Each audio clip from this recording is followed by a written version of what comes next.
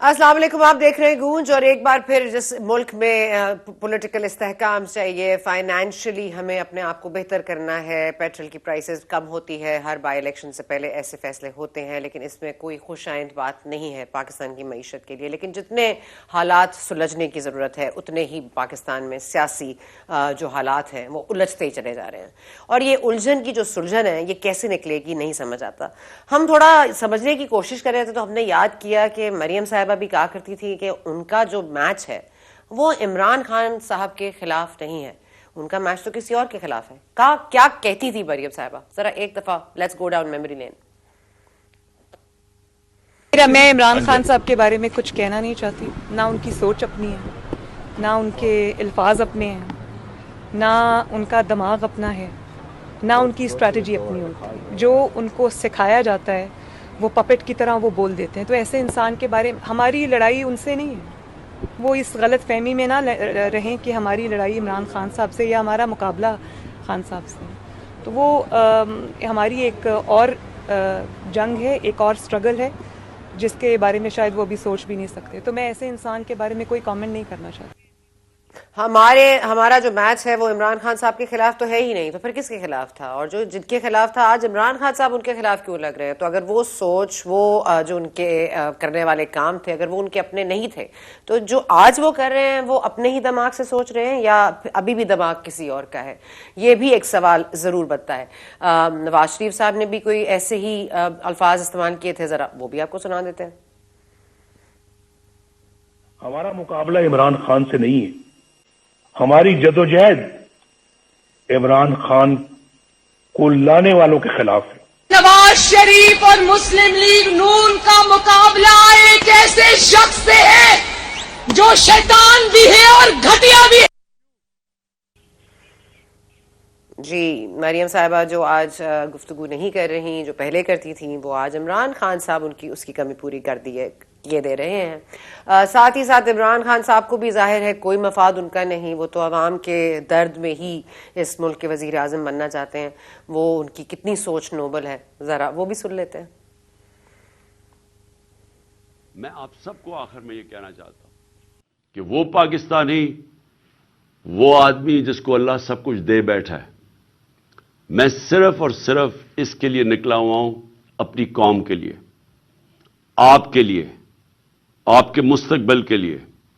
کیونکہ غلاموں کا کوئی مستقبل نہیں ہے، یہ بھی کوئی مستقبل نہیں ہے کہ میں ویزا کٹا کے باہر چلا جاؤں گا. میں نے 20 سال اپنی زندگی کے باہر گزارے ہوئے ہیں. میں تو سٹار تھا، مجھے تو ہر قسم کا جو معاشرہ تھا وہ اپناتا تھا، کیونکہ سب سٹار کے ساتھ ملنا چاہتے ہیں.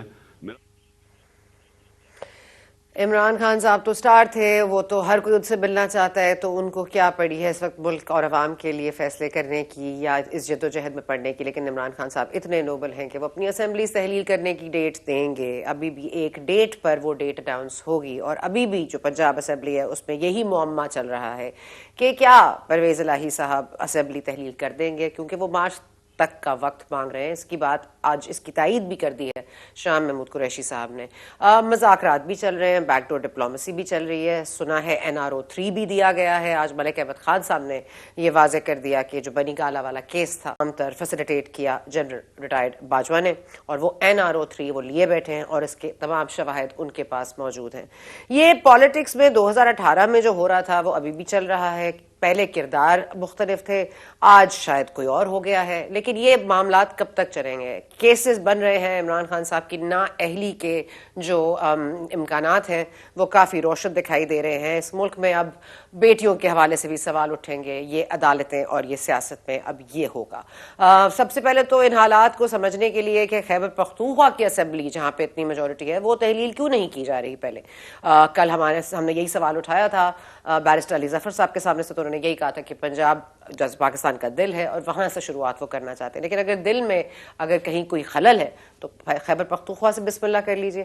خیبر پختونخوا کے حالات جاننے کے لیے ہمارے ساتھ اس وقت موجود ہیں عقیل یوسف زئی صاحب، جو آئی تھنک KPK کو اپنے ہی knows it like the back of his hand. بہت شکریہ سر، آپ نے وقت نکالا. عقیل صاحب، یہ فرما دیجیے گا کہ وہاں پہ بھی ظاہر ہے محمود خان صاحب کے اوپر کیسز ہیں، بہت سارے اور کیسز ہیں جن کو نہیں رکھا گیا، جو آج وہ اتھارٹی جو پاور ان کے پاس ہے وہ اسمبلی تحلیل کرنے کے بعد جب تک وہ جیت کے دوبارہ منتخب نہیں ہوتے تب تک تو ان کے ہاتھ میں کچھ نہیں رہے گا.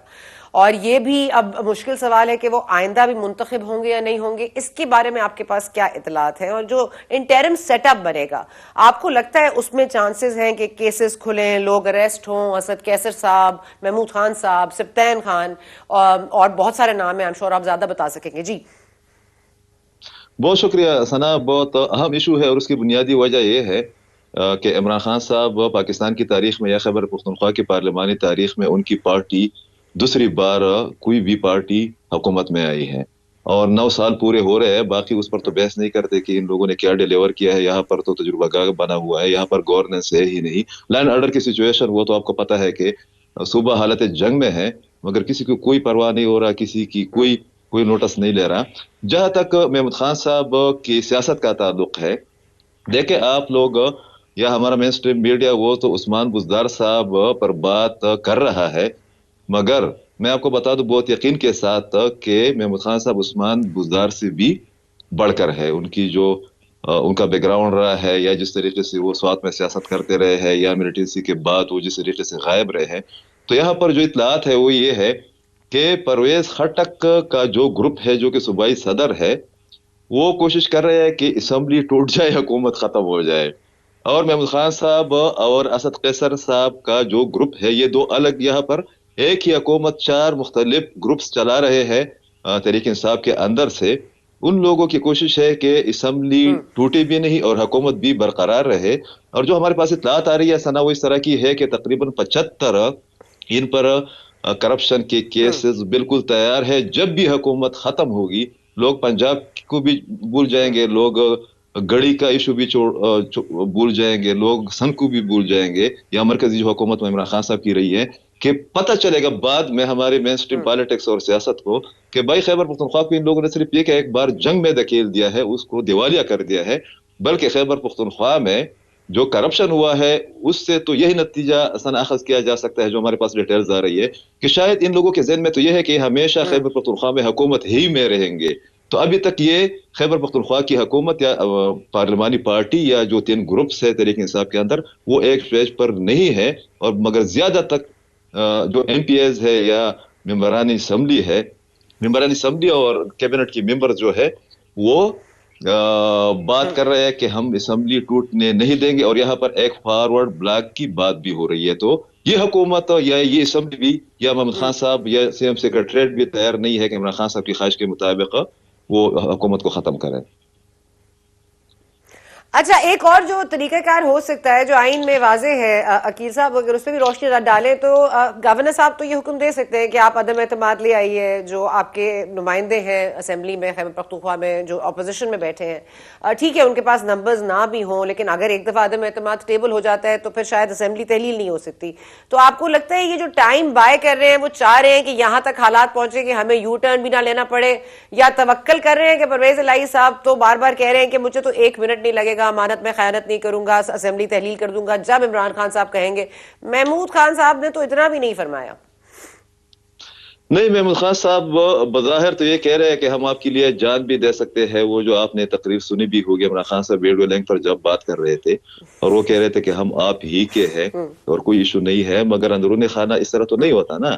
اندرون خانہ تو بات یہ ہے کہ اس سے پہلے بھی آپ کو یاد ہوگا چند مہینے یا چند سال پہلے ایک ایشو پر عمران خان صاحب نے جب کہا کہ اسمبلی توڑ رہے ہیں یا حکومت ختم کر رہے ہیں تو اس وقت بھی کمال کی بات یہ ہے کہ ثنا یہاں پر اس وقت بھی اپوزیشن کی 2 پارٹیوں کو محمود خان صاحب نے آن بورڈ لیا تھا اور ان لوگوں نے تحریک عدم اعتماد پیش کیا تھا. اب یہ والا شوشہ جب چھوڑا گیا تو اس کے بعد 3 اپوزیشن کی پارٹیوں کو انہوں نے نہ صرف انگیج کیا بلکہ ان کے جو صوبائی صدور ہے یا پارلیمانی لیڈرز ہے ان کو نوازا بھی ہے، بہت ٹھیک ٹھاک طریقے سے اوپنلی نوازا بھی ہے. تو یہاں پر ایک تو جان دینے کی بات ہو رہی ہے مگر دوسری بات جو ہے نا ان کو بتایا بھی جا رہا ہے کہ آپ لوگ تحریک اعتماد سمیت جتنی بھی آپشنز ہیں اسمبلی توڑنے کا راستہ روکنے کے لیے وہ استعمال کریں. میں آپ لوگوں کے ساتھ ہوں اور آپ کو فیسیلیٹیٹ کروں گا. تو یہاں پر تو یہ صورتحال ہے. اچھا، عوام کا اتنا خیال ہے پاکستان تحریک انصاف کا، آپ کو پتہ ہے عوام کا درد صرف عمران خان صاحب کے دل میں ہی ہے، تو وہ ابھی تک ہم نے تو نہیں سنا کہ کسی نے خیبر پختونخوا میں طالبان کی ایکٹیویٹیز کو کنڈیم کیا ہو، یا جو ہمارے چمن بارڈر پہ ہوا ہے آج بھی 2 روز قبل بھی، اس پر عمران خان صاحب نے یا ان کی حکومت کے کسی عہدیداران نے خیبر پختونخوا میں کوئی کامنٹ دیا ہو اس بات پر؟ نہیں، وہ تو بہت درد بری کہانی ہے، اور آپ کا شکریہ اور 24 کا کہ آپ لوگوں نے اس ایشو کو اٹھایا ہے۔ وہ تو لا تعلق، نہ صرف یہ کہ لا تعلق ہے، بلکہ اب تو صورتحال سنا یہ بنی ہوئی ہے کہ تقریباً 70% جو انویسٹرز ہیں وہ بدتخوری کے ڈر سے یا کال سے یا دھمکیوں کی وجہ سے وہ پشاور کو چھوڑ کر جا رہے ہیں، پشاور کابل بنتا جا رہا ہے، مگر کسی کو اس کی پرواہ ہے ہی نہیں۔ میں صرف آپ کی موجودگی سے یا اتنے بڑے شو کے کنڈکٹ ہونے سے جو ہے نا فائدہ اٹھاؤں گا، وہ یہ ہے کہ صرف جو شمالی وزیرستان میں سنا رواں سال 8 خودکش حملے ہو گئے ہیں۔ کل بھی آپ نے دیکھا وہاں پر فورسز کے گاڑی کو نشانہ بنایا گیا، 3 لوگ اس میں شہید ہو گئے، کسی نے نوٹس ہی نہیں لیا۔ اب تو صورتحال یہ ہے کہ عمران خان صاحب اور ان کی صوبائی حکومت، جو کہ چیف ایگزیکٹو یہاں پر بیٹھا ہوا ہے محمود خان صاحب، سوات خانہ، وہ سوات اپنے علاقے پر 10 اگست کو جو حملہ ہوا اس کی بھی مذمت انہوں نے نہیں کی تھی، وہ تو بعد میں کور ہیڈ کوارٹر نے تھوڑا سا دبایا ہے اور ان کو بھیجا ہے، وہ بھی 2 مہینے بعد گئے ہیں۔ اس کے علاوہ اگست جب ٹیک اوور ہوا افغانستان کے اندر طالبان نے، ڈیٹا میں صرف آپ کے ساتھ تھوڑی دیر میں شیئر کرتا ہوں، اگست 2021 سے لے کر اگست 2022 تک 252 حملے ہوئے ہیں پاکستان کے اندر، اور اس میں آپ اس سے اندازہ لگائیں کہ 252 پوری پاکستان کے اندر، اس میں 160 خیبر پختونخوا میں ہوئے ہیں۔ 75 فوجی اس دوران شمالی وزیرستان میں، پشاور میں، آس پاس کے علاقوں میں وہ شہید ہو گئے ہیں رواں برس 2022 کے دوران۔ اور بہت حیرت کی بات ہے، بہت افسوس کی بات ہے، کل آپ کو پتہ بھی ہے بہت افسوسناک واقعہ ہوا تھا چند سال پہلے۔ کل ہم یہاں پر بیان بھی جاری کریں گے کہ ہم دہشت گردی کے خلاف لڑیں گے، ڈرامے بھی کریں گے، شوشی بھی کریں گے، تقریبات بھی کریں گے، کہ کل ہی کے دن صبح اے پی ایس کا واقعہ ہوا تھا۔ 115 پولیس والے رواں برس خیبر پختونخوا کے وہ شہید ہو چکے ہیں۔ آپ اس سے اندازہ لگائیے 11 مہینوں میں۔ اب ان کے بارے میں، ان کی فیملی کے بارے میں تو یہ کہا جا رہا ہے کہ ان کے 2 منسٹر جو سواد سے ان کا تعلق ہے، وہ تو باقاعدہ لوگوں کو مشورے دیتے ہیں۔ مثال کے طور پر سنا کو ایک کالا گئی کہ آپ نے بتا دینا ہے، 1 کروڑ روپے دینے ہیں، تو وہ پھر کہا جاتا ہے کہ بس ٹھیک ہے، میں بڑا مجبور ہو گئی ہوں، میں دے رہی ہوں، کس کو دے دوں؟ تو کہہ رہے کہ وکیل کو دے دے، اپنا وزیر کو دے دے۔ تو خیبر پختونخوا کی کیبنٹ کے 2 ممبرز کے بارے میں مصدق اطلاعات ہے کہ وہ تو آج کل یہ اس گیم میں مدعی بنے ہوئے ہیں۔ اور پھر مراد سعید صاحب کا موقف آپ سن لے، پھر فواد چودھری صاحب کا، تو یہاں پر تو حکومت سیکیورٹی کے معاملات سے، اور بدقسمتی یہ ہے، میں نے بات لمبی کی، کہ اس والے تمام صورتحال سے آج چمن میں آپ نے دیکھا کس طریقے سے افغانستان جیسا ملک جس پر ہم نے بڑا فخر کیا تھا کہ طالبان حملے کر رہے ہیں، ہم اس کا کریڈٹ لے رہے تھے، ایک ہفتے میں دوسری بار انہوں نے حملہ کر دیا ہے۔ یہاں پر تو صورتحال یہ بنی ہوئی ہے کہ خیبر پختونخوا کے چیف ایگزیکٹو 1 سال ہو گیا ہے محمود خان صاحب، وہ کسی قبائلی علاقے میں نہیں گئے ہیں۔ ایک بار وہ باجوڑ گئے ہیں عمران خان صاحب کے کیمپین کے لیے، ایک بار وہ خیبر گئے ہیں، مگر امن و امان کی صورتحال کے حوالے سے ایک میٹنگ ابھی تک 10 اگست کے بعد جب سوات پر حملہ ہوا تھا ان لوگوں نے کنڈکٹ بھی نہیں، اب مذمت بھی نہیں کر رہے۔ بہت شکریہ عقیل یوسف بھائی، آپ نے ہمیں جوائن کیا، اور بہت ہی آپ نے خوفناک پکچر پینٹ کی ہے، جہاں پہ عمران یقین تھا کہ خیبر پختونخوا میں ان کو پناہ مل جائے گی، وہ خیبر پختونخوا میں 175 جس طرح سے عقیل یوسف بھائی صاحب نے بتایا کہ پولیس افسران شہید ہو گئے رواں سال میں۔ ویری ویری سیریس میٹر، اس پر بھی بات کریں گے۔ اب رضوان رضی صاحب ہمارے ساتھ موجود ہیں، بہت شکریہ سر۔ آپ سے بھی کچھ پنجاب کی صورتحال پہ بات کر لیتے ہیں سر، کیونکہ امانت میں خیانت نہیں ہونی، لیکن خیانت میں کتنی دیانت ہے، اور یہ جو صداقت اور امانت تھی وہ بھی کہیں نہیں رہی۔ یہ جو مذاکرات ہو رہے ہیں سر، یہ واقعی کوئی رخ اختیار کریں گے؟ پرویز الہی صاحب کیا کریں گے؟ زرداری صاحب کیا کریں گے؟ ذرا تھوڑی ہمیں اندر کی خبریں دیں سر۔ اندر کی خبریں کیا ہونی ہے، دونوں سائیڈیں جو ہیں وہ اپنے اپنے پوائنٹ آف ویو کے اوپر بظاہر سٹک نظر آتی ہیں۔ پاکستان مسلم لیگ قائد اعظم کا یہ کہنا ہے کہ جی باقی آپ کے ساتھ، لیکن یہ اسمبلی تھوڑی سی لیٹ کر لیں، توڑنا جو ہے اس کو، اور اسے مارچ اپریل تک ہم لے کے جاتے ہیں۔ عمران احمد خان صاحب نیازی صاحب کا خیال ہے کہ نہیں، اس کو جو ہے وہ مجھے ڈیٹ دینی ہے 17 دسمبر کو۔ اب 17 دسمبر کو وہ کب کی ڈیٹ دیں، اس کے اوپر مذاکرات ہو رہے ہیں۔ اور چودھری صاحبان جو ہیں، آج کے دن کے اندر مونس صاحب کی 2 ملاقاتیں ہیں عمران خان صاحب کی طرف، آج علوی صاحب جو ہیں وہ جا کے اور ملے ہیں جناب پرویز الہی صاحب کو. نارملی صدر جو ہوتا ہے وہ کسی بھی اس طرح کے چیف ایگزیکٹو کو کم ہی ملنے کی ہمارے ہاں روایات یا اطلاعات ملتی ہیں، لیکن وہ ملے ہیں. اس وقت جس بات کے اوپر بات پھنسی ہوئی ہے وہ ہے کہ مارچ تک جانا ہے یا ابھی کام کرنا ہے. عمران خان صاحب کا خیال ہے کہ جو اگر انہوں نے مارچ تک بھی جانا ہے تو اس کی ان کے پاس سالڈ ریزن ہو، کیونکہ پہلے بھی وہ پنڈی گئے تھے اور بڑے دھوم دھڑاک کے ساتھ گئے تھے، لیکن اسمبلی توڑے بغیر وہ واپس تشریف لے آئے تھے وہاں سے اعلان کر کے، صرف یہ اعلان کر کے کہ انہوں نے تو جا کے قومی اسمبلی توڑنی تھی نا جی، لیکن وہ یہ اعلان کر کے واپس تشریف لے آئے تھے. اس وقت جو ہے وہ بڑی ہیکٹک قسم کی چل رہی ہے. یہ بھی سننے میں آ رہا ہے کہ پی ٹی آئی کے ہی جو اس وقت ٹاپ 5 ہیں ان کی بھی حمایت حاصل ہے اندر خانے ان کو، چودھری صاحبان کو، کہ آپ عمران خان کے سامنے کھڑے ہوں اور اسمبلیاں نہ توڑیں. چلیں اسمبلیاں نہ توڑیں، لیکن وہ جو یہ بھی کہا جا رہا ہے، آج تو آپ نے دیکھا ملک احمد خان صاحب نے بھی کہہ دیا NRO 3 دیا گیا ہے عمران خان صاحب کو. بیچارے جو ریٹائرڈ باجوہ صاحب ہیں پہلے وہ ان کے ہاتھوں باتیں سنتے تھے، جو اس وقت حکومت وقت ہے، اب عمران خان صاحب ان پر شروع ہو گئے. لیکن اب یہ جو معاملات ہیں سر، یہ آپ کو کیا لگ رہا ہے کہ عمران خان صاحب کے کیسز کا مسئلہ ہے؟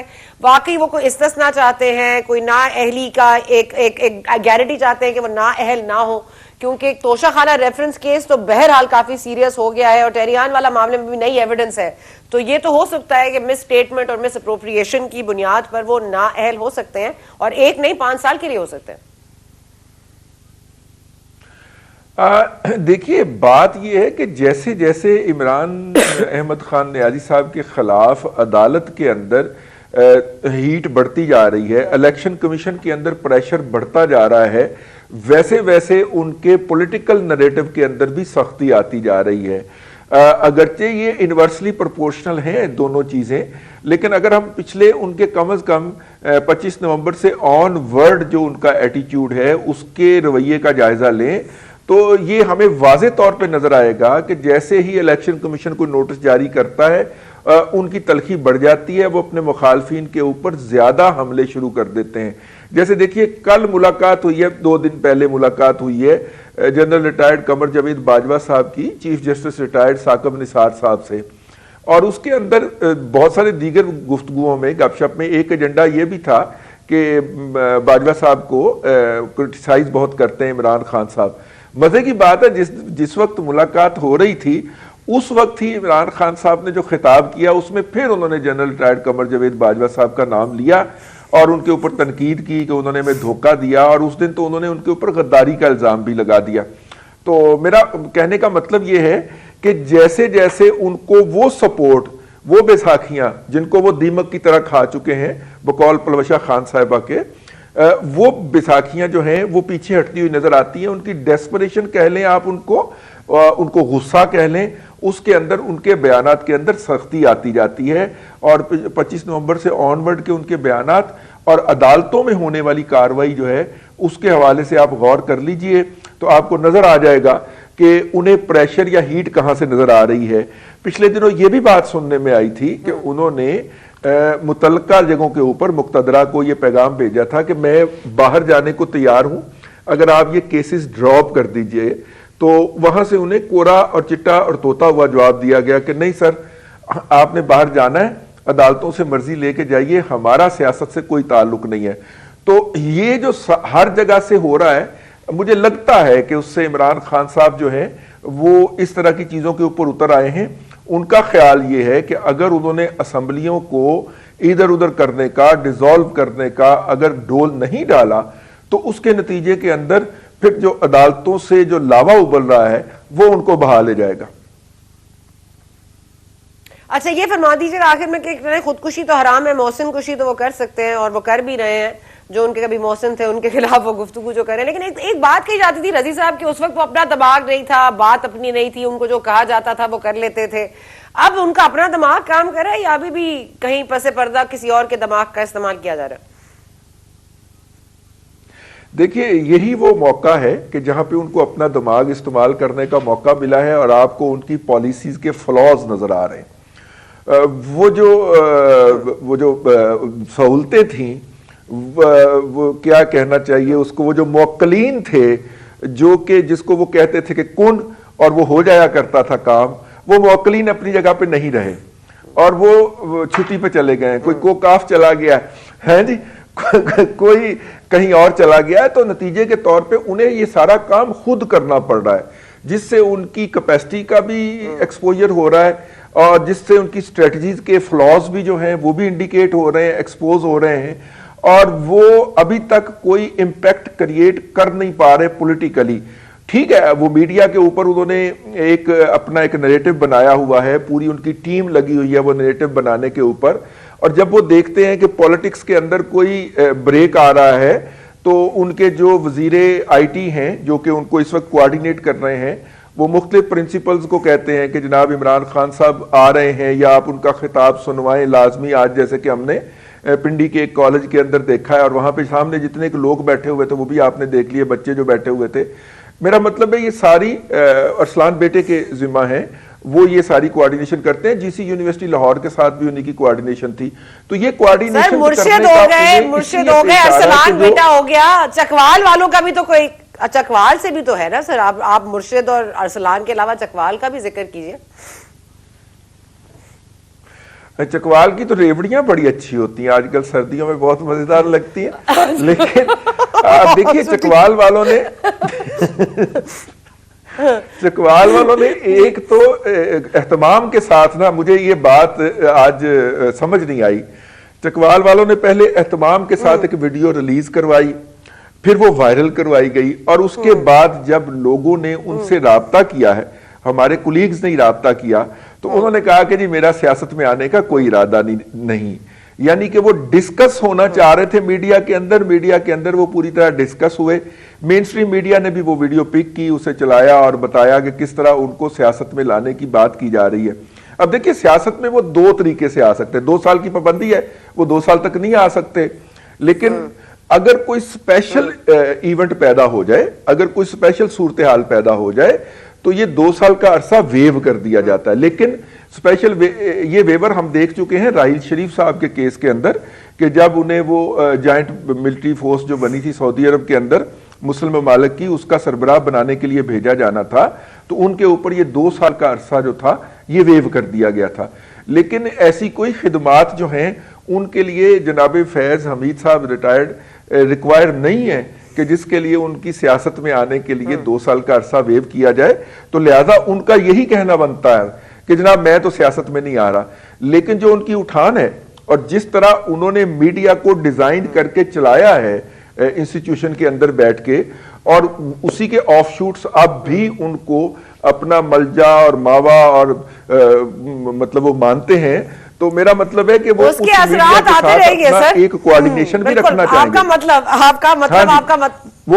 آپ کا مطلب بالکل سمجھ گئے. اور میں نے کہا سر اس ملک میں سب کچھ ہوتا ہے. بہت شکریہ رئیس صاحب، اتنی انٹرسٹنگ گفتگو آپ نے کی، دل تو چاہ رہے اور بات کریں لیکن وقت کی کمی ہے. بہت شکریہ. ہم جا رہے ہیں جی بریک پہ، بات واپس آ کے کریں گے ملک کی معیشت کی.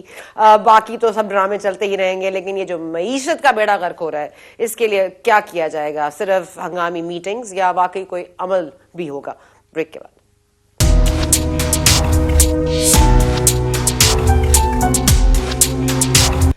اینڈ ویلکم بیک ٹو گونج. ہمارے ساتھ اس وقت موجود ہیں نون لیگ سے کیسر احمد شیخ صاحب. کیسر صاحب بہت شکریہ آپ نے وقت نکالا. سب سے پہلے تو یہ اسمبلیاں تحلیل ہوں یا نہ ہوں، جو اس وقت ملک کی معیشت کا حال ہے، عدم استحکام کا جو حال ہے، اور جو مزید عدم استحکام آئے گا ان اسمبلیز کے تحلیل ہونے یا نہ ہونے سے، اس کا ملک جو ہے متحمل نہیں ہو سکتا. آپ یہ کہتے تھے، فرماتے تھے کہ ڈار صاحب آئیں گے تو 200 سے نیچے چلا جائے گا ڈالر، اور آج دیکھ لیجئے کہ اوپن مارکیٹ میں آج بھی 250 کا ہے.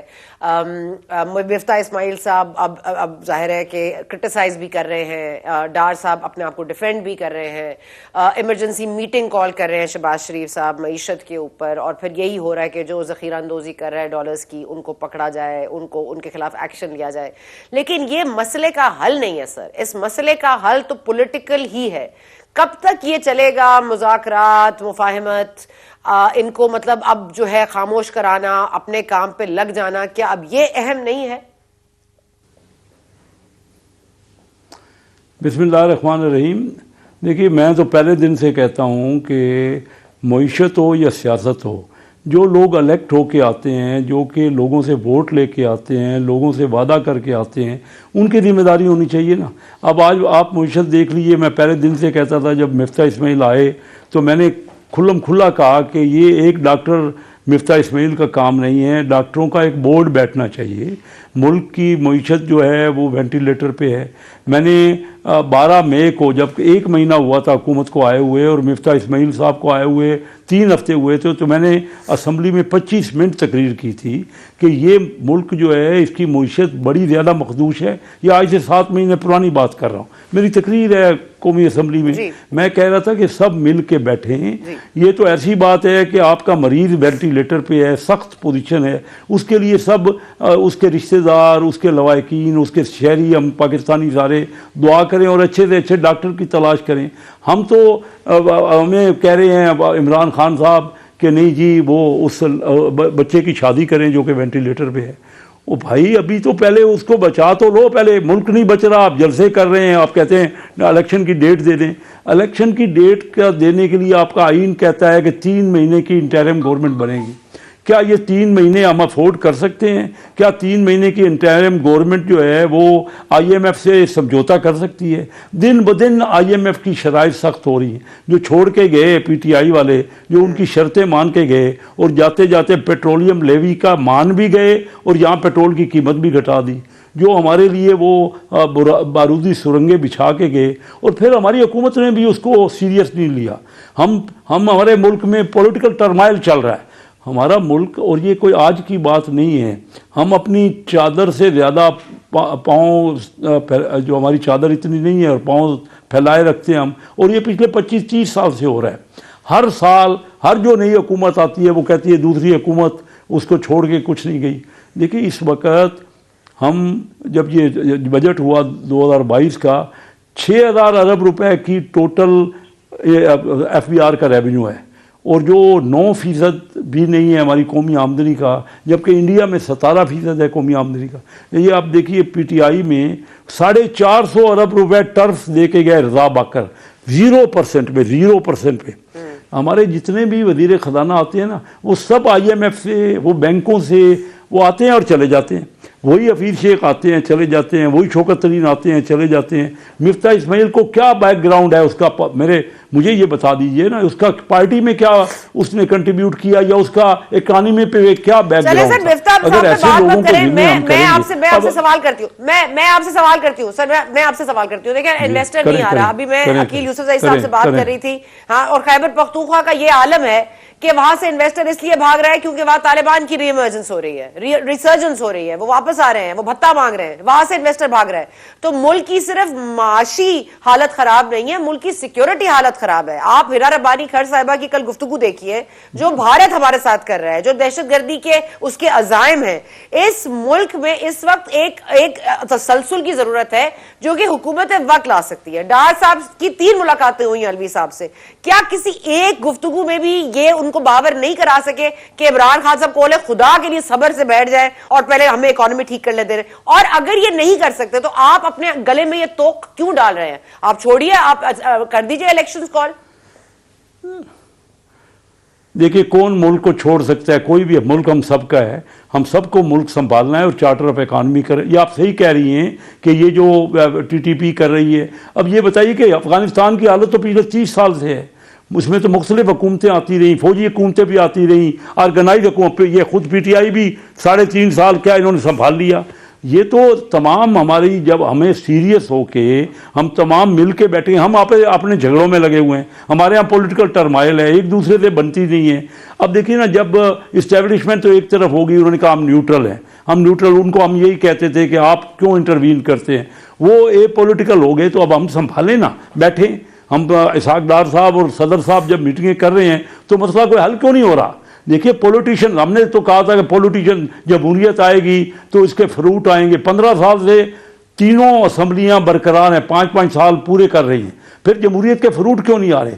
ہم جب تک لڑتے، کیا ہوا؟ انڈیا 1990 میں ہم سے ان کا 4 گنا اکانومی تھی، मनमोहन सिंह, मुझे याद है डॉक्टर महबूब हक साहब को, मेरे बड़े देरीना दोस्त थे, उनको फ़ोन करके पूछते थे कि हम इंडिया को आगे कैसे करें। आज हमारा अशर जो आप देख रही हैं, बात ये है कि हम इंडिया से भी एक पॉलिसी बनाए ना, हमने क्या करना है इंडिया से कि ये जो मामला हो रहा है, इंडिया हमारे खिलाफ है, हम बिल्कुल उसने ज्यादती कर रहा है इंडिया, और उसके ऊपर हम बार बार उसी को इंडिया को कह रहे हैं, इसमें कोई शक नहीं है। लेकिन क्या इससे मसले ठीक हो जाएंगे? क्या इंडिया के साथ कहीं टेबल पे बैठना नहीं पड़ेगा? रियलिटी ये है, ग्राउंड रियलिटी ये है सर, ग्राउंड रियलिटी शेख साहब ग्राउंड रियलिटी ये है कि मीसाक मईशत में नहीं बैठेंगे इमरान खान आपके साथ, वो यही करते रहेंगे, इस मुल्क में अदम इस्तेहकाम लाते रहेंगे, ये उनका काम है, वो करते रहेंगे। आप क्या करेंगे उनको रोकने के लिए? और हम आज आपके ही मिनिस्टर्स बैठ के ये एग्जांपल कोट करें कि देखे ना, इंडिया में भी तो ये होता है, उत्तर प्रदेश में कभी इलेक्शन हो रहा है, कभी किसी और रियासत में इलेक्शन हो रहा है, जरूरी तो नहीं है कि तमाम इलेक्शन साथ हो। तो अगर हम वाकई इंडिया के साथ अपना कंपेरिजन कर रहे हैं तो इंडिया की इकोनॉमी का भी देख लीजिए और हमारी इकोनॉमी का हाल देख लीजिए। वही तो मैं कह रहा हूँ, ना हम इंडिया के साथ बैठने को तैयार हैं, ना हम रीजनल ट्रेड कर रहे हैं, ना हम सार्क के ऊपर हमने, आप जो कहते हैं कि एकदम को ठीक थोड़ी हो जाएगा कि अल्लाह मियाँ खुद ब खुद हमारे मुल्क को ठीक कर देंगे, हमें बैठना पड़ेगा ना। देखिए हमने क्या किया है, कोई तो पॉलिसी हम बनाए ना। अफगानिस्तान के साथ हमारी पॉलिसी क्या है? नाकाम है।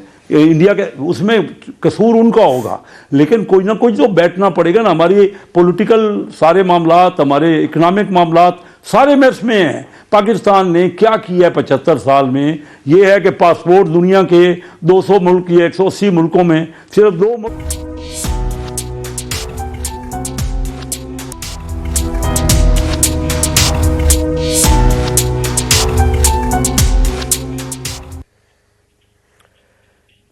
इस मुल्क में गैस है नहीं, बिजली आती नहीं, चूल्हे जलते नहीं, लकड़ी की कीमत आसमान से बातें कर रही है, और अगर तंदूर से रोटी लेनी है तो फिर उसकी बिसात जो है वो एक आम आदमी के लिए उसको इजाज़त ही नहीं देती कि वो रोटी अफोर्ड कर सके। बच्चे स्कूल भूखे जाते हैं, लोग काम से परेशान हैं, तमाम तर चीज़ें ऐसी की ऐसी हैं और काफ़ी अरसे से हैं। लेकिन हमारे मुल्क में सिर्फ सियासी खिचड़ी पका करती है, वो भी अवाम का पेट भरने के लिए नहीं, अपनी सियासत को मजीद बढ़ाने के लिए। इस खिचड़ी का क्या फ़ायदा और इस अवाम को कब तक भूखा रखना है, इसका फैसला अब हमारे हुक्मरानों को कर लेना चाहिए। Thank you for watching today, we will see you next week.